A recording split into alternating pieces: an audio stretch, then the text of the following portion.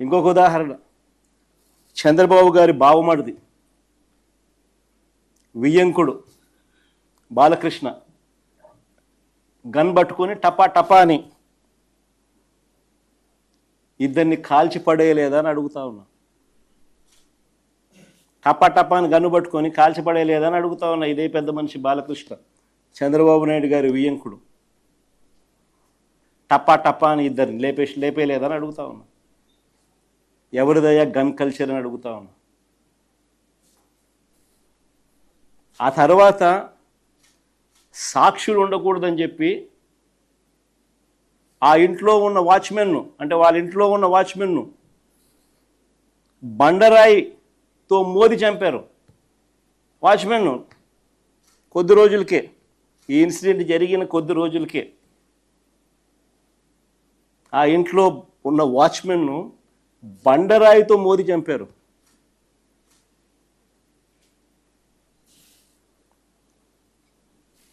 ఇంకొక ఇన్సిడెంట్, పాపం ఎన్టీఆర్ గారి అబ్బాయి హరికృష్ణ గారు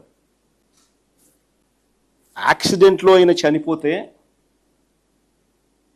పరామర్శ కోసం అని చెప్పి పోయి చంద్రబాబు నాయుడు గారు పోయి కేటీఆర్తో పొత్తులపై చంద్రబాబు మాట్లాడారు శవాన్ని పెట్టుకొని.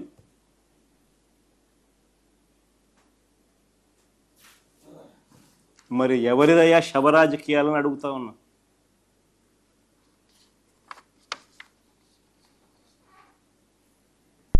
అంతేకాదు, సొంత కూతుర్నిచ్చి రాజకీయ జీవితాన్ని ఇచ్చిన సొంత మామ, తండ్రితో సమానమైన ఎన్టీఆర్ గారిని వెన్నుపోటు పొడిచి సీఎం కుర్చీని, ఆయన పార్టీని, ఆయన గుర్తును లాక్కుని ఆయన చనిపోయేట్టుగా చేసింది ఎవరయ్యా చంద్రబాబు అని అడుగుతా ఉన్నా. ఎవరివయ్యా కుట్ర రాజకీయాలు అని అడుగుతా ఉన్నా.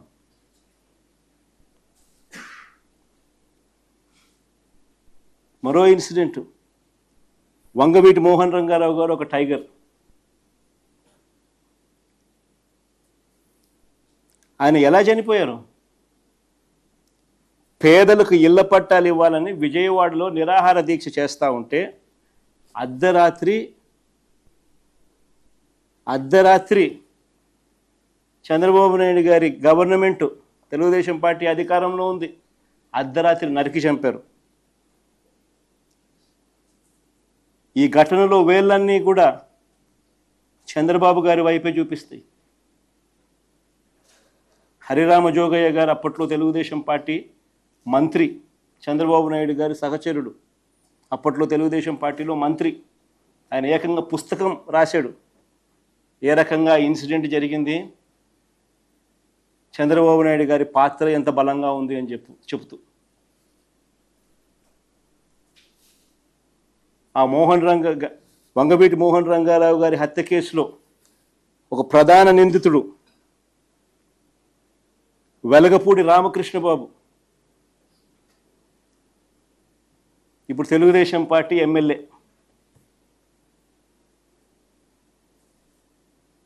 ఇప్పటికీ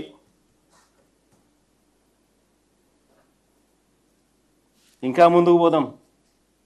హత్య రాజకీయాలు ఎవరియో, కుట్ర రాజకీయాలు ఎవరియో, శవ రాజకీయాలు ఎవరియో, ఇవన్నీ కూడా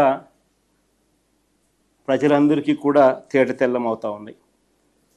ఎన్టీఆర్ గారి మీద దాడి చేసిన కేసులో మల్లెల బాబ్జీ అనే వ్యక్తిని పోలీసులు అరెస్ట్ చేశారు. కొన్నాళ్ళ తర్వాత అతను ఒక లాడ్జీలో డెడ్ బాడీగా మారారు. డెడ్ బాడీగా మారిన ఆయన తన జోబీలో ఒక లెటర్ దొరికింది పోలీసులకు. ఆ లెటర్ సారాంశం ఏమిటంటే తనకు 3 లక్షలు ఇస్తానని చెప్పి చివరికి 30,000 ఇచ్చారని దాని సారాంశం. అసలు ఎన్టీఆర్ మీద దాడి కోసమే డబ్బులు ఇచ్చారా, అది నిజమైతే ఇచ్చింది ఎవరు అన్న దానిపై దర్యాప్తు లేదు. అన్నదానిపై దర్యాప్తు లేదు. ఈ కేసులో వేళ్ళన్నీ కూడా అప్పట్లో చంద్రబాబు వైపే చూపించాయి. ఇంకొక ఎగ్జాంపుల్, పింగళి దశరథరామ్, ఈయన ఒక జర్నలిస్టు. విజయవాడలో ఎన్కౌంటర్ అనే ఒక పత్రికను పెట్టి టీడీపీ ప్రభుత్వ అవినీతిని ప్రశ్నిస్తూ ఉంటే ఈ వ్యక్తిని హైదరాబాదు నుంచి బస్సు దిగి రిక్షాలో ఇంటికి వెళ్తూ ఉంటే కత్తులతో దారుణంగా దాడి చేసి చంపారు. ఈ ఘటనలో వేళ్ళన్నీ కూడా అప్పట్లో చంద్రబాబు నాయుడు గారి వైపే చూపించాయి.